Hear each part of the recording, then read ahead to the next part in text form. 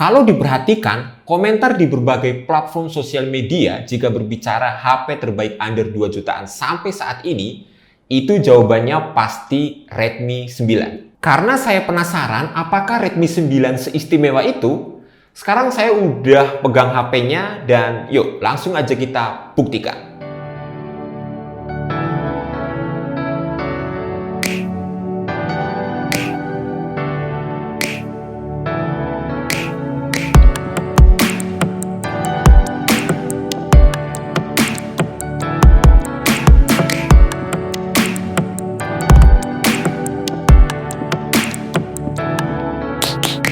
Sekali lagi, saya cuma cari tahu kenapa HP ini begitu banyak direkomendasikan untuk HP under 2 jutaan. HP ini, saya cek di e-commerce itu harganya bervariasi guys. Untuk yang RAM 3/32 itu harganya di kisaran 1,7 jutaan.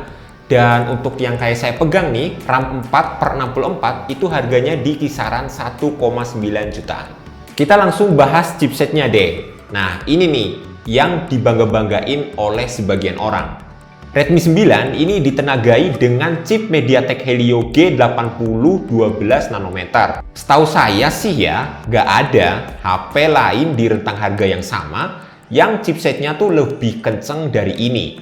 Skor Antutunya juga udah tergolong tinggi di kelasnya, di angka 200 ribuan. Buat main PUBG, HP ini tuh udah gacor banget guys untuk sekelas HP 1,7 jutaan. Settingan grafisnya bisa sampai smooth ultra, tapi biar ngehindarin frame drop, saya biasanya mainin di settingan smooth high aja. Masih sangat playable main PUBG di HP ini, udah kayak main PUBG di HP 2 jutaan ke atas lah. Berikutnya soal layar guys.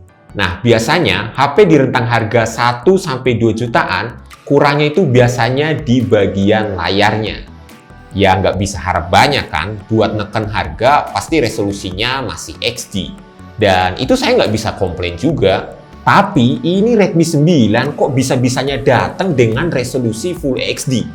Dia tuh kayak seolah-olah mau bilang, woi minggir, HP keren mau lewat. Bentangan layarnya juga cukup luas guys, 6,5 inci dengan panel IPS. Warnanya emang nggak se-vivid layar AMOLED, tapi untuk keseharian, menurut saya warnanya ya udah fine-fine aja lah.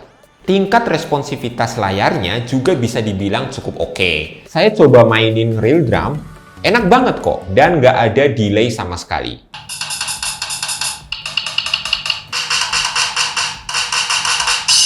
Oh ya, sebagai info tambahan aja nih guys, kalau layarnya ini udah diproteksi dengan Corning Gorilla Glass generasi ketiga. Jadi harusnya ya lebih aman lah dari goresan-goresan. Lanjut, dari segi pengisian dayanya guys. Lagi dan lagi. Masa iya HP dengan rentang harga 1,7 jutaan itu udah mendukung fast charging 18 watt. Ya emang ada sih, tapi masih terhitung jarang.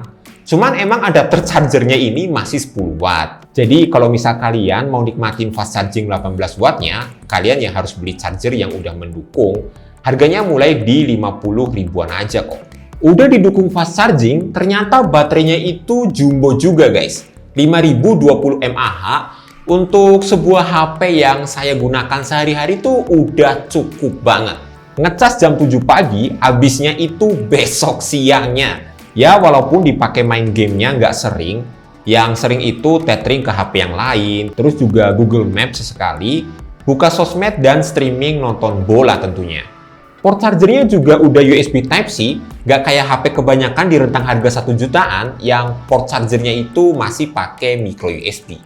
Terus kalau soal desain, Redmi 9 terlihat berbeda dengan modul kamera vertikal di tengah dan dilingkari dengan aksen bulatnya. Asli, ini sih desainnya beda banget ya dibandingin dengan HP dari vendor-vendor lain yang desainnya itu boring. Finishing doff-nya ini saya suka banget guys. Jadi bikin bodinya nggak terlalu licin dan nggak gampang nyeplak sidik jari juga. HP ini punya grip yang oke dan sangat nyaman ketika digenggam. Efek baterai gedenya juga nggak terlalu terasa, sehingga bikin bodinya tuh nggak berat dan nggak tebel pas dipegang. Secara keseluruhan, feel saat digenggam terhitung oke lah, walaupun material dasar bodinya masih dari polikarbonat. Kamera belakang HP ini itu totalnya ada 4 guys, buset. HP 1 jutaan. Kamera belakangnya totalnya ada 4 tuh, kedengaran tuh kayak agak gimana gitu ya. Saya sih jujur aja kaget lihat hasil foto dari HP ini. Udah terhitung bagus untuk HP dengan harga 1 jutaan. HP ini bisa take foto dengan tingkat ketajaman yang cukup dengan warna yang vibrant di kondisi good light. Sama lensa ultrawide-nya juga bisa ngasilin foto yang bagus, seenggaknya ya nggak mengecewakan lah untuk HP 1 jutaan. Lensa makronya juga cukup oke. Dan terakhir lensa depth sensornya bisa ngasilin foto yang bokehnya itu cukup rapi ternyata. Di sektor video, Redmi 9 bisa merekam hingga 1080p 30 fps. Dan ya nggak ada stabilizer di HP ini. Jadi saya saranin kalau rekam video pakai HP ini jangan terlalu banyak gerak. Atau ya minimal pakai tripod lah. Karena kalau diajak gerak-gerak dikit aja, hasil videonya nggak bakalan stabil ya, agak shaky gitu.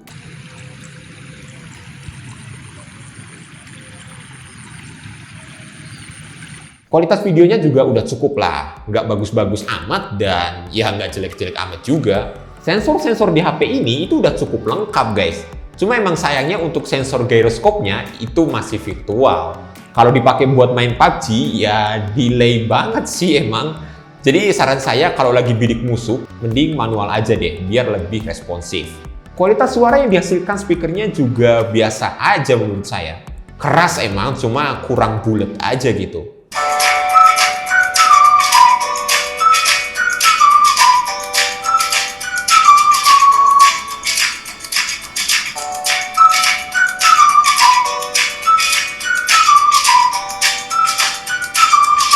IR Blaster buat jadi remote serbaguna juga ada loh.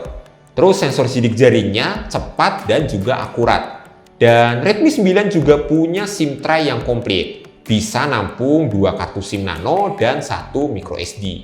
Terakhir untuk tatap mukanya, Redmi 9 ini udah berjalan di Android 10 dengan tatap muka MIUI 11. Buat kalian yang mungkin baru nyobain Xiaomi dan langsung pakai Redmi 9 ini, jangan kaget ya guys, karena emang di aplikasi bawaannya itu ada iklannya. Ini agak ngeselin sih, cuma ya gimana ya. Di sisi lain saya juga senang sama MIUI, karena di samping fiturnya yang melimpah, manajemen daya baterainya juga bagus. Oke, jadi mungkin itu ya alasannya kenapa Redmi 9 ini dikatakan sebagai HP under 2 jutaan terbaik sampai saat ini guys. Saya juga nggak menyangkal kok, karena emang udah melebihi ekspektasi saya untuk sebuah HP di harga 1-2 jutaan. Kalau menurut pendapat kalian bagaimana dengan HP ini? Oh ya, kabar baiknya Redmi 9 ini yang saya mau giveaway. Jadi ya, abis saya review ini langsung saya giveaway guys. Jadi pastikan kalian ikutan giveaway-nya ya. Linknya saya taruh di kolom deskripsi. Dan sekian aja dulu video kita kali ini. Thanks banget buat teman-teman yang udah nonton mulai dari awal hingga selesai. Saya Kevin, kita jumpa lagi di video selanjutnya. Bye-bye.